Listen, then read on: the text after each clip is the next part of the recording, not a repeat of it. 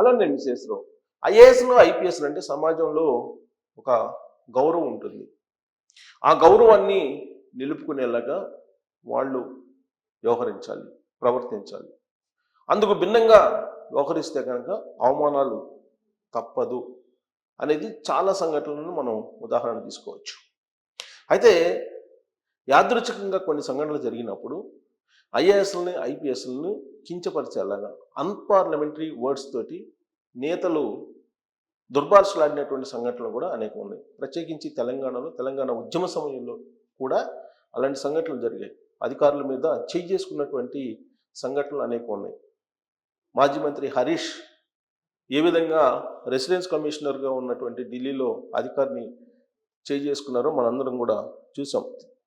అలాగే జయప్రకాష్ నారాయణ గారు, ఆయన రిటైర్డ్ ఐఏఎస్, ఆయన మీద అసెంబ్లీ వేదికగా చేయి చేసుకున్నారు. అలాగే మాజీ మంత్రి కేటీఆర్ అధికారుల మీద బండబూతులు అధికారులని తిట్టినటువంటి సందర్భాలు అనేక ఉన్నాయి వీడియోలు. కొంతమంది కలెక్టర్లు లేదంటే ఎస్పీలు బాంఛన్ ధర అంటూ పొలిటికల్ లీడర్స్కి మొక్కినటువంటి సందర్భాలు కూడా ఉన్నాయి. కేసీఆర్ కాళ్ళు మొక్కినటువంటి కలెక్టర్ను మనం చూసాం. ఆయనకి తర్వాత ఎమ్మెల్సీ కూడా ఇవ్వడం జరిగింది. బహుశా జనార్దన్ రెడ్డి అనుకుంటా ఆయన పేరు, మెదక్ కలెక్టర్ అప్పట్లో. సో ఆయనకి ఎమ్మెల్సీ ఇవ్వడం జరిగింది. అంటే సివిల్ సర్వెంట్లు వాళ్ళకు ఉన్నటువంటి గౌరవాన్ని వాళ్ళే పాలకుల కాళ్ళ మీద పెట్టేస్తున్నారు కొంతమంది. మరోవైపు వైస్ వర్సా తీసుకుంటే కనుక పొలిటీషియన్స్ వాళ్ళకు ఉన్నటువంటి అధికార దర్పంతో సివిల్ సర్వెంట్ల మీద నోరు బారేసుకున్నటువంటి సందర్భాలు ఉన్నాయి. వైస్ వర్సా జరుగుతూ ఉంటాయి. కొన్నేమో యాదృచ్ఛికంగా జరుగుతుంటాయి, మరికొన్నేమో ఉద్దేశపూర్వకంగా జరుగుతూ ఉంటాయి. మాజీ మంత్రి కేటీఆర్ కానీ మాజీ మంత్రి హరీష్ రావు కానీ వాళ్ళు చూసుకుంటే కనుక వాళ్ళు వ్యవహరించిన తీరు అధికారుల మీద వాళ్ళు అహంకారపూరితంగా వ్యవహరించారు అప్పట్లో అనేది సర్వత్రా అనిపించింది. ఇక అధికార దర్పంతో ఐఏఎస్ని ఐపీఎస్ని కొంతమందిని కాళ్ళ బేరానికి కాళ్ళ దగ్గర పాదాల చెంతకు తీసుకొచ్చుకున్నారు కేటీఆర్ గారు, అలాగే కేసీఆర్ గారు, అలాగే జగన్మోహన్ రెడ్డి గారు. జగన్మోహన్ రెడ్డి గారు కూడా ఆంధ్రప్రదేశ్లో 2019 నుంచి 2024 మధ్యలో ముఖ్యమంత్రిగా ఉన్నప్పుడు ఒక ఐఏఎస్ అధికారిని మోకాళ్ళ మీద కూర్చోబెట్టించారు. మోకాళ్ళ మీద కూర్చున్నారు. మరికొంతమంది ఐపీఎస్లు అయితే జగన్మోహన్ రెడ్డి గారు ఏం చెప్తే అది చేసి ఆయన్ని దేవుడిగా కొలిచారు. అయితే ఇప్పుడు తాజాగా జరిగినటువంటి సంఘటన చూస్తే అది యాదృచ్ఛికమా లేదా ఉద్దేశపూర్వకంగా జరిగిందా అనేది కనుక మనం విశ్లేషణ చేసుకుంటే, కరీంనగర్ జిల్లాలో బహుశా కుమ్మరిపాలెమే ఏదో ఉంది, సంథింగ్ కుమ్మరి వాడ, అక్కడికి డిజిటల్ తరగతులు ప్రారంభించడానికి 2 కేంద్ర మంత్రులు 2 మంత్రులు వెళ్ళారు. మనోహర్ లాల్ ఖట్టర్ కేంద్ర మంత్రి, అలాగే బండి సంజయ్ మరో కేంద్ర మంత్రి, సహాయ మంత్రి, రాష్ట్ర మంత్రులు పొంగులేటి శ్రీనివాసరెడ్డి గారు, అలాగే పొన్నం ప్రభాకర్ గారు, వీళ్ళిద్దరు మొత్తం 4 మంత్రులు అక్కడికి వెళ్ళారు. అక్కడికి వెళ్ళినటువంటి సందర్భంగా ప్రోటోకాల్ ప్రకారం అక్కడ ముందస్తుగా ఏర్పాట్లు చేయాలి, బందోబస్తు నిర్వహించాలి, అలాగే రూట్ మ్యాప్ను కూడా పక్కాగా అమలు చేయాలి. ఆ బాధ్యతను ఎవరు తీసుకోవాలంటే ఆ జిల్లా కలెక్టర్ తీసుకోవాలి. అలాగే ఆ జిల్లా కలెక్టర్, ఎస్పీ కలెక్టివ్గా ఆ కార్యక్రమాన్ని విజయవంతం చేయాలి. విజయవంతం చేయాలంటే వాళ్ళని పబ్లిక్ని తరలించాల్సిన అవసరం లేదు. వచ్చినటువంటి పబ్లిక్ని కంట్రోల్ చేయాల్సినటువంటి బాధ్యత వాళ్ళ మీద ఉంది, కలెక్టర్ మీద, అలాగే ఎస్పీ మీద. మరి వాళ్ళు చేసినటువంటి ఏర్పాట్లలో తప్పులు దొరిలాయా, లేదంటే అసలు ఏర్పాట్లు ఏం చేయలేదా, లేదంటే ఏర్పాట్లు చేసినప్పటికీ ప్లానింగ్ తప్పిదమా అనేది అధికార యంత్రాంగమే చెప్పాలి. సో కారణం ఏదైనప్పటికీ కూడా పబ్లిక్ 4-5 సార్లు మంత్రుల మీదకి కొంచెం నెట్టుకొని రావడం జరిగింది, 4-5 సార్లు.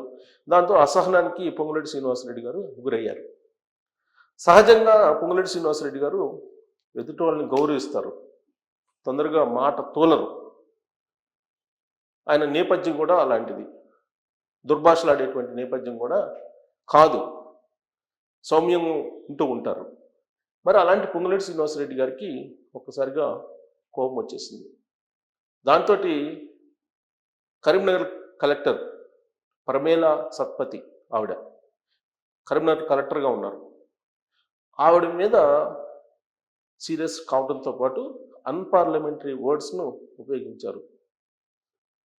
వాట్ నాన్ సెన్స్ అనేది ఒక పదాన్ని ఉపయోగించారు.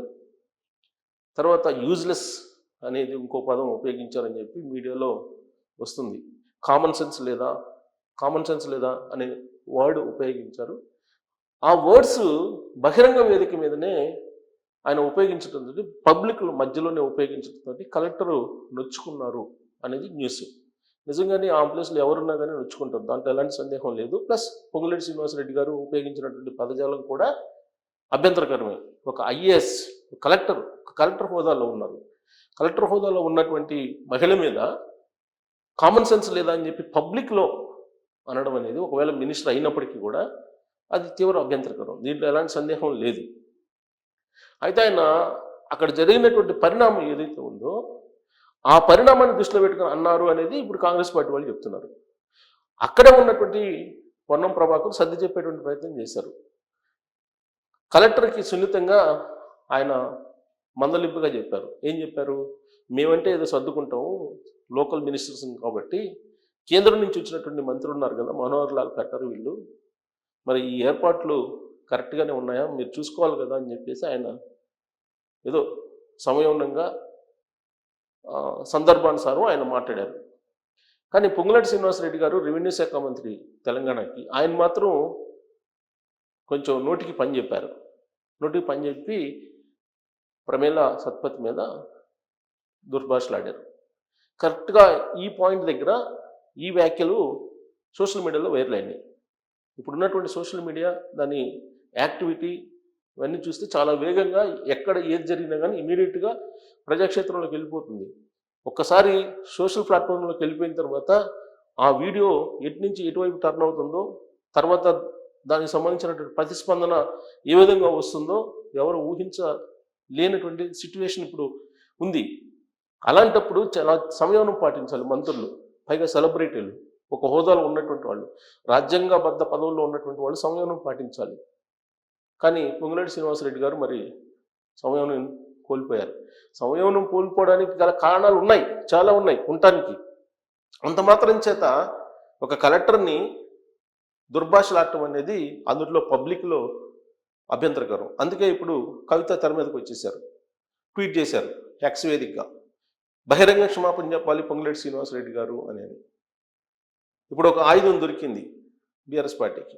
గతంలో వాళ్ళు చేసినటువంటి కామెంట్స్, వాళ్ళు వ్యక్తం చేసినటువంటి దుర్భాషలు, వాళ్ళ మాటలు అవన్నీ మర్చిపోయింది తెలంగాణ సమాజం. ఎందుకంటే 2023 అసెంబ్లీ ఎన్నికల్లో వాళ్ళకు బుద్ధి చెప్పేశారు. అహంకారపూరితమైన మాటలు మాట్లాడటం, అహంకారపూరితంగా వ్యవహరించడం, ప్రగతి భవన్లో ఎవరికి ఇంటర్వ్యూ ఇవ్వటం, వీటన్నిటికీ వెరసి ఫామ్ హౌస్లకు పరిమితం చేశారు కేసీఆర్ గారిని. కల్వకుంట్ల ఫ్యామిలీ అంటేనే తెలంగాణ సమాజం చేత్కరించుకునే పరిస్థితికి వెళ్ళిపోయారు వాళ్ళు. మరి ఇప్పుడు ఉన్నటువంటి ప్రభుత్వం అదే బాటలో నడుస్తుందా అని అంటే బహుశా యాదృచ్ఛికంగా జరిగిందని చెప్పి కాంగ్రెస్ పార్టీ వాళ్ళు చెప్తున్నారు. ఇప్పుడు పొంగులేటి శ్రీనివాసరెడ్డి గారు కనుక ఆ కలెక్టర్కి క్షమాపణ చెప్పకపోతే దీన్ని ఒక ఇష్యూ కింద బీఆర్ఎస్ పార్టీ వాళ్ళు తీసుకున్నటువంటి అవకాశం లేకపోలేదు. మరి ఈ సంఘటన ఉద్దేశపూర్వకంగా జరిగిన సంఘటన.